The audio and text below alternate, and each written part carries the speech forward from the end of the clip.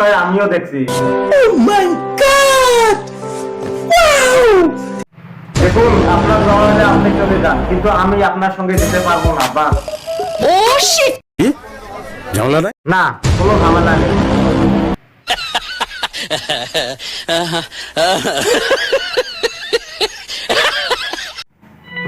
কাল থেকে তুমি আমার অফিসে জয়েন করো, ঠিক আছে?